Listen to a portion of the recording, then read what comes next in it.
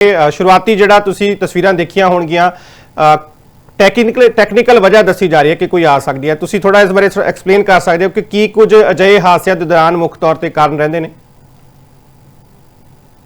देखिए, वैसे तो हमें जब इसका ब्लैक बॉक्स निकाला जाएगा और वो मिल भी गया है, शायद एक वीडियोग्राफ में दिखाई दे रहा है, जी। तो बहुत इजीली चीज़ें पता चल जाएंगी। बट मेन जो मुझे रीज़न लग सकते हैं वो दो हैं।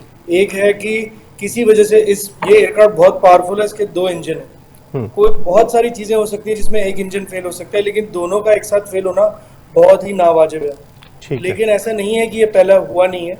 सो या तो किसी बहुत बड़े टेक्निकल स्नैक के कारण दोनों इंजन एक साथ फेल हो गए, या मोस्ट प्रोबेबली जहां तक लगता है ज्यादातर ये होगा कि बर्ड्स इनग्रेस हुई हैं दोनों इंजन में बहुत ज्यादा, और वो बर्ड्स के जाने की वजह से ये दोनों इंजन एक साथ फेल हुए हैं।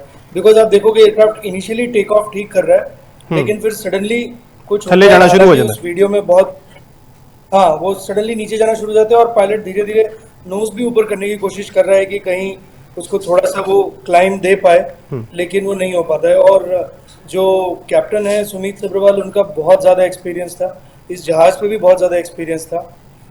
मेरे कलीग हैं, वो एयर इंडिया में केबिन क्रू थे, उन्होंने उनके साथ काम भी किया हुआ है। तो मुझे लगता नहीं है कि किसी भी और की गलती की वजह से ऐसा कुछ हुआ है। This is most probably a technical snag या बर्ड स्ट्राइक। ਤੇ ਅਮਿਤ ਜੀ ਇੱਕ ਇਹ ਦੱਸਿਓ ਕਿ ਉਡਾਨ ਭਰਨ ਤੋਂ ਪਹਿਲਾਂ ਕਿਹੜੀਆਂ ਮੁੱਖ ਤੌਰ ਤੇ ਜਹਾਜ਼ ਦੇ ਵਿੱਚ ਜਾਂਚ ਵਗੈरह ਹੁੰਦੀ ਹੈ, ਮੈਨੂਅਲੀ ਜਾਂ ਫਿਰ ਆਟੋਮੈਟਿਕਲੀ? ਕਿੰਨੇ देर तक वो जांच चलती है उत्थे? अरे नहीं, बहुत डिटेल में जांच की जाती है। ये जहाज़ बहुत ही माना हुआ जहाज़ है पूरे वर्ल्ड में, 787 ड्रीमलाइनर, बोइंग का आप मान लीजिए काइंड ऑफ फ्लैगशिप जहाज़ है ये।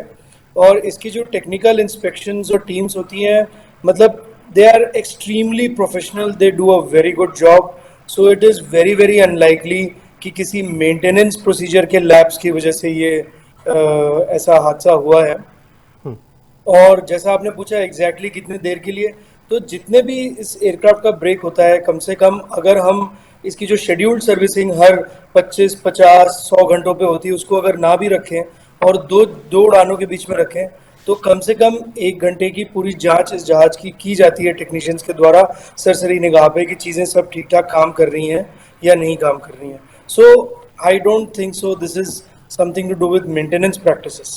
ਤੇ ਅਮਿਤ ਜੀ ਅਜਿਹੀ ਸਿਚੁਏਸ਼ਨ ਦੇ ਵਿੱਚ ਇੱਕ ਪਾਇਲਟ ਦੇ ਤੌਰ ਦੇ ਉੱਤੇ ਕੀ ਕੁਝ ਆਪਸ਼ਨ ਪਾਇਲਟ ਕੋਲ ਰਹਿੰਦੀ ਹੈ? ਹਾਲਾਂਕਿ ਇਸ ਘਟਨਾ 'ਚ ਅਸੀਂ ਦੇਖ ਰਹੇ ਹਾਂ ਕਿ ਕੋਈ ਜ਼ਿਆਦਾ ਸਮਾਂ ਨਹੀਂ ਲੱਗਿਆ, ਟੇਕ ਆਫ ਕਰਨ ਤੋਂ ਕੁਝ ਹੀ ਮਿੰਟਾਂ ਦੇ ਵਿਚਾਲੇ ਉਹ ਜਹਾਜ਼ ਜਿਹੜਾ ਉਹ ਕ੍ਰੈਸ਼ ਹੋ ਗਿਆ। ਪਰ ਕੀ ਆਪਸ਼ਨ ਬਚਦੀ ਹੈ ਅਜਿਹੇ ਹਾਲਾਤਾਂ ਦੇ ਵਿੱਚ ਇੱਕ ਪਾਇਲਟ ਕੋਲ? ਕੀ ਕੁਝ ਆਪਸ਼ਨਾਂ ਰਹਿ ਜਾਂਦੀਆਂ ਨੇ?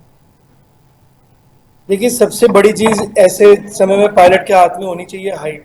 जितनी ज्यादा हाइट होगी, पायलट के पास टाइम है एयरक्राफ्ट को ट्रिम करके करेक्ट करके फिर सोचने का कि मैं इस वक्त क्या करूं। इस घटना में अगर देखेंगे उस वीडियो में, तो उनके अभी तक तो लैंडिंग गियर भी अंदर नहीं हुआ है, जबकि सबसे पहली चीज विद इन टेक ऑफ, जैसी सेफ टेक ऑफ हो जाता है तो आप लैंडिंग गियर ऊपर करते हैं। तो इनकी हाइट ज्यादा से ज्यादा मेरे ख्याल से 250, 300, मैक्सिमम 400 फीट रही होगी, which is very very less. यानी कि इवन जो टेक ऑफ का पहला सेगमेंट जो 400 फीट पे ख़त्म होना चाहिए, वो भी नहीं ख़त्म हुआ है। तो इस हालात में पायलट के पास बहुत ही कम चांस था या टाइम था कुछ रिएक्शन करने का। और सर अजिहे हादसिਆਂ ਦੇ ਵਿੱਚ जो मुसाफर ने, जिमें जिक्र है कि 242 के करीब लोग सवार सी, जिमें तुसीं कहा कि ज़्यादा हाइट नहीं सी, पर जो धमाका होया, जो विजुअल आए ने, वो बहुत खतरनाक ते दर्दनाक ने। सर्वाइवल की कितनी संभावना लगती है तुहानूं? किन्ने चांसेस ने लोगों के? देखिए, मैं तो भगवान से ये मांगूंगा कि मतलब जितने ज़्यादा सर्वाइवर हो सके, क्योंकि बहुत ही बड़ा हादसा लगता है किसी को भी, चाहे आप हो चाहे मैं हूँ। As a pilot we feel extremely bad कि क्रैश में किसी की जान जाए। बट जैसा आपने देखा, ये फायरबॉल क्यों हुई है? क्योंकि जहाज के विंग्स में जो फ्यूल होता है, ATF, एविएशन टर्बाइन फ्यूल, वो इस वक्त भी ये जहाज सीधा डायरेक्ट लंदन जा रहा था, तो पूरा भरा हुआ था। और जो हम देख रहे हैं वो एकदम फायरबॉल जो बन गई है, वो इसी पूरे फ्यूल की है। तो गिरते ही वो फ्यूल पूरा स्ट्राइक हुआ and it has caught fire. So it is looking very bad as per the video. पिछले समय दौरान जो घटनावां होईयां, अमित जी तुहाडे जहन च होवे कोई, ये मैनूं लगदा पिछले समय च होया सब तो वड्डा हादसा होने वाला है पिछले कुछ सालों की असीं जेकर गल करिए तां?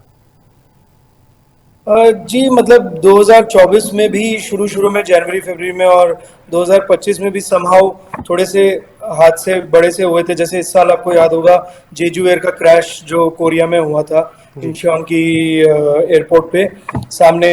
वो मतलब एयरक्राफ्ट अपने आप को रोक नहीं पाया, उसके लैंडिंग गियर नहीं खुल रहे थे तो रोक नहीं पाया और आगे जाकर के उसने वॉल में मारा and there were lot of casualties, more than 150। But yes, this is going to be a very big incident specially for India, क्योंकि बहुत सालों से टचवुड हमारा मतलब we were not having any major incident and it was a very good thing because flight safety record अगर देखा जाए हमारी एयरलाइंस का is much better when compare to the world average. And plus इस जहाज का जो ये बोइंग 787 है, इसका फ्लाइट सेफ्टी रिकॉर्ड बहुत अच्छा है। तो एक बड़ा सा ये आइसोलेटेड सा इंसिडेंट और बहुत ही मतलब दिल को दुखाने वाला इंसिडेंट रहेगा काफी समय तक के लिए। ਇਕਾਮੇ ਜੀ, ਇਹ ਬੋਇੰਗ ਬਾਰੇ ਥੋੜਾ ਜਾਣਕਾਰੀ ਚਾਹਾਂਗੇ ਤੁਹਾਡੇ ਕੋਲੋਂ, ਕਿਉਂਕਿ ਪਿਛਲੇ ਸਮੇਂ 'ਚ ਮੈਂ ਪੜ੍ਹ ਰਿਹਾ ਸੀ ਕਿ ਇੱਕ ਸਮਾਂ ਅਜਿਹਾ ਆਇਆ ਸੀ ਪਿਛਲੇ ਸਮੇਂ ਦੌਰਾਨ ਬੋਇੰਗ ਨੂੰ ਲੈ ਕੇ ਕਿ ਪੂਰੀ ਜਿਹੜੀ ਫਲੀਟ ਸੀ ਬੋਇੰਗ ਦੀ, ਸ਼ਾਇਦ ਜ਼ਿਆਦਾ ਨਹੀਂ ਤਾਂ 3 ਮਹੀਨਿਆਂ ਲਈ ਉਸ ਨੂੰ ਲੈਂਡਿੰਗ ਉਡਾਨ ਤੋਂ ਰੋਕ ਦਿੱਤਾ ਗਿਆ ਸੀ, ਟੇਕ ਆਫ ਨੂੰ ਲੈ ਕੇ। ਪੂਰੀ ਦੁਨੀਆ ਦੇ ਵਿੱਚ ਅਜਿਹਾ ਕੁਝ ਹੋਇਆ ਸੀ। ਇਹ ਜਿਹੜਾ ਜਹਾਜ਼ ਹੈ ਬੋਇੰਗ ਦੀ, ਉਸ ਕਿਸ ਤਰ੍ਹਾਂ ਦੀ ਕੈਟਾਗਰੀ 'ਚ ਆਉਂਦਾ ਹੈ? ਘੱਟ ਚਾਂਸਸ ਰਹਿੰਦੇ ਨੇ ਇਸ ਜਹਾਜ਼ ਦੇ, ਤੇ ਜਿਹੜੇ ਬਾਕੀ ਜਿਹੜਾ ਪਿਛਲੇ ਸਮੇਂ 'ਚ ਬੋਇੰਗ ਦੇ ਉੱਤੇ ਟੈਕਨੀਕਲ ਖਾਮੀਆਂ ਨੂੰ ਕਰਕੇ ਜਿਹੜੀ ਰੋਕ ਲੱਗੀ ਸੀ ਉਹਦੇ ਬਾਰੇ ਥੋੜਾ ਦੱਸਿਓ। तो जो पहले पिछले 2-3 सालों में बोइंग के साथ हुआ था, फ्लाइट सेफ्टी रिकॉर्ड थोड़ा सा कम हो गया। 2 मेजर एक्सीडेंट हुए थे 2018-19 के आसपास। एक लायन एयर का क्रैश जो समुद्र में गिर गया था जहाज, और एक एथियोपियन एयर का क्रैश जो सीधे मतलब काफ़ी हाइट से सीधे लैंड पे आके मतलब गिर गया था and everybody perished in the crash. तो ये दोनों, और उसके बाद में कुछ छोटे मोटे इंसिडेंट जैसे उनका एक डोर उड़ गया था, कुछ ऐसे और इंसिडेंट हुए थे 3-4। सो बोइंग की सेफ्टी के ऊपर यस सवाल खड़े हुए थे, लेकिन इन सारे इंसिडेंट्स में कहीं पर भी बोइंग 787 ड्रीमलाइनर इन्वॉल्व नहीं था। तो जो इनकी फ्लीट वीट पूरी डाउन थी कुछ टाइम के लिए, यूएस फेडरल एविएशन अथॉरिटी ने करी थी, लेकिन उसमें बोइंग 787 शामिल नहीं था। तो this is a very very safe and very very good performance aircraft. ये क्यों हुआ है हम सबके जहन में बड़ा सवाल है, क्योंकि घटना बहुत दुखद है और ऐसा होना नहीं चाहिए। और देखते हैं आगे क्या पता चलता है। ਬਿਲਕੁਲ। ਤੇ ਹੁਣ ਇੱਕ ਆਪਸ਼ਨ ਬਲੈਕ ਬਾਕਸ ਦੀ ਰਹਿ ਜਾਂਦੀ ਹੈ ਸਰ, ਕਿ ਉਹਦੇ ਜ਼ਰੀਏ ਹੀ ਕਲੀਅਰ ਹੋਏਗਾ ਚੀਜ਼ਾਂ। जी, ब्लैक बॉक्स से हर चीज पता चल जाएगा because second to second, every second जी। What is happening in the aircraft, जो पायलट बोल रहे हैं, जो सारे इंस्ट्रूमेंट्स रजिस्टर कर रहे हैं, कंट्रोल इनपुट्स क्या हो रही हैं, कितना एलिवेटर ऊपर गया नीचे गया, ये सारी चीजें सेकंड टू सेकंड मतलब रिकॉर्ड होती रहती हैं। तो उससे एक पूरा डाटा निकल के आ जाएगा कि एक्चुअली क्या हुआ। I think we should get the picture very soon कि क्या हुआ था। अगले 2 से 3 दिन में हमें पता चल जाना चाहिए कि क्या हुआ है।